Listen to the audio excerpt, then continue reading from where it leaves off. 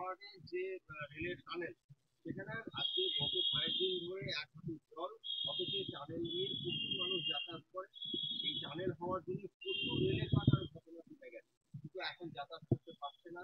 কিছু জল, সেই জল নিকাশি কিন্তু ব্যবস্থা দেখুন, এটা অনেক দিনের সমস্যা।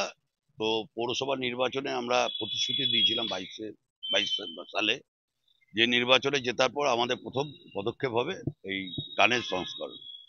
তো আমি পৌরসভায় মাস পিটিশন করে টানেল সংস্করণের জন্য আমি বিধায়ককে এবং একে দিয়েছিলাম, পৌরসভার চেয়ারম্যানকে, এবং বিধায়ক যথেষ্ট উদ্যোগ নিয়ে নিজে ইন্সপেকশন করে কাজটা করিয়েছিলেন। কিন্তু বিধায়কের পক্ষে তো সম্ভব নয় যে কন্ট্রাক্টর কি কাজ করছে না করছে দেখা। তো কন্ট্রাক্টর খুব নিম্নমানের কাজ করেছিল, এবং পরেশ সরকারকে আমরা জানিয়েছিলাম তখন যে এই এত নিম্নমানের কাজ আর এত কমা পাম্প, যেখানে মানে ব্যাঙে পেচ্ছাপ করলে যে ফ্লো হয় সেরকম ফ্লোতে জলটা আউটলেট। অতএব এখানে ভারী পাম্পের দরকার, একটু দামি পাম্পের। তো উনি সবই বলেন আমি দেখে নিচ্ছি, আমি করে দিচ্ছি। তো আমি আপনাদের চ্যানেলের মাধ্যমে একটা কথা বলতে চাই। দেখুন, আমরা মানুষের দরজায় যাই ভোট চাইতে, আমাদের মানুষের কাছে সমস্যার সম্মুখীন হতে হয়। এই 6 নম্বর ওয়ার্ডে যে নির্বাচনে খারাপ ফলাফল হয়েছে তার প্রধান দায়ী হচ্ছে আমাদের 6 নম্বর ওয়ার্ডের কাউন্সিলর এবং আমাদের বর্ধমান পুরসভার চেয়ারম্যান। এবং আমি এটাও জানি যে উনি নিজের বউয়ের নামে পার্ক করতে ব্যস্ত, নিজের ছেলের নামে রাস্তা করতে ব্যস্ত। উনি যে ওয়ার্ডে বাসিন্দা, তিনি তার পাশের ওয়ার্ডে তার টিকিট চাই। ওনার এমন কোনো টিকিট বাকি নেই, ট্রেনের টিকিট থেকে আরম্ভ করে স্বর্গে যাওয়ার টিকিট সবই রিজার্ভেশন ওনার আছে। এবার সময়ের অপেক্ষা, দেখতে পাবেন। তো আমার, উনি নির্লজ্জ একটা মানুষ, ওনার কোনো লজ্জা নেই। উনি যে চেয়ারে বসে থাকেন, এই চেয়ারে বর্ধমান শহরের স্বনামধন্য ব্যক্তিত্বরা একদিন বসেছিলেন। উনি ওই চেয়ারটাকে কলঙ্কিত করছেন। উনি নিজের স্বার্থ ছাড়া কিছু দেখেন না। উনি চাকরি পেয়ে প্রথম যে সইটা করেছিলেন সেটা ওনার মেয়ের চাকরির বেতন। ওর মেয়ে নাকি এত সুশিক্ষিত, এত উচ্চশিক্ষিত, যে ওর মেয়ের মায়না 10,000 থেকে 31,000 টাকা, না 30,000 টাকা হয়ে গেল। আর বর্ধমান শহরে কোনো মেয়ে ইউনিভার্সিটিতে পড়েনি, কোনো মেয়ে পিএইচডি সার্টিফিকেট নেই, একমাত্র ওনার মেয়ের আছে।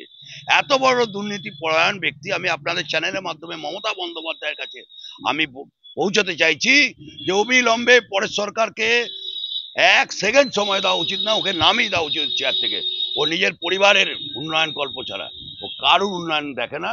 ও নিজে যে ওয়ার্ডের টিকিট পেয়ে নির্বাচিত হয়েছে, উনি 1700-র উপর অধিক ভোটে হেরেছেন।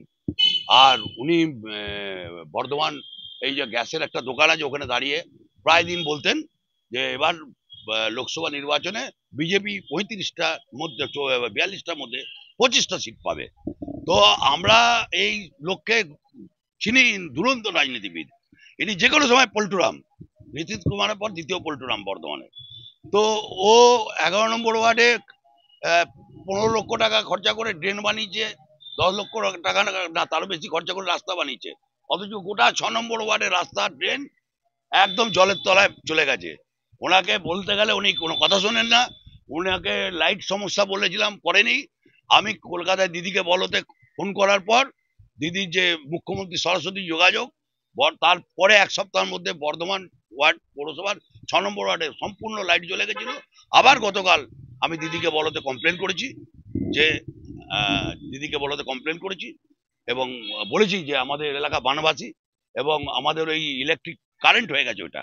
এবং ওখানে আমরা প্রমাণ পাচ্ছি যে মাছ যারা যাচ্ছে মাছগুলো মরে যাচ্ছে। এবং সেই গতকাল মনে হয় লাইনটা কেটেছে বারবার বলার পর। তো সব ওয়ার্ডে কাজ হচ্ছে, আমাদের ওয়ার্ডে কাজ হচ্ছে না। কেন হচ্ছে না সেটা কাউন্সিলর আর চেয়ারম্যানের কাছে নেই। দুজনের মধ্যে চেয়ারম্যান হচ্ছে 1 নম্বর দুর্নীতিগ্রস্ত, আর 1 নম্বর মানে নিজের পরিবার সম্বন্ধে উনি শুধু চিন্তা ভাবনা করেন। আর কাউন্সিলর যে, তার বাবা ওষুধ বেচতে ব্যস্ত।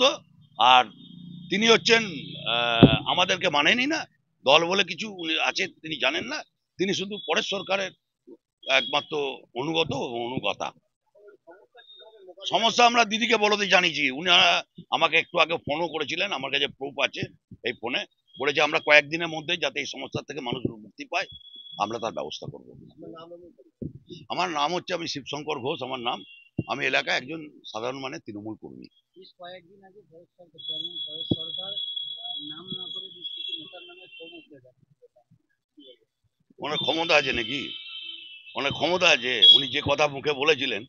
তো বড় বড় বিল্ডিং যে বর্ধমানে হয়েছে, কাটমানি তো পরে সরকার খেয়েছে, আমি আপনাদের ক্যামেরায় বলছি। উনি খেয়েছেন। যা দুর্নীতি হয়েছে বর্ধমান শহরে, কাটমানির অধিকাংশ টাকা ওর পকেটে গেছে। উনি ঘর ভাঙার জন্য টাকা নেন। ঘর ভাঙতে গেলে নাকি টাকা লাগে। একজন প্রমোটার তার বাড়ি নিজে প্রমোটিং করছিলেন, তো তার বাড়িটা ভাঙছিল, তাকে ডেকে পাঠিয়ে বলেছে যে আপনি ঘর ভাড়াই ভাঙছেন, পারমিশন নিয়েছেন? বলছে ঘর ভাঙতে পারমিশন লাগে? বলে হ্যাঁ, পুরসভার পারমিশন লাগে।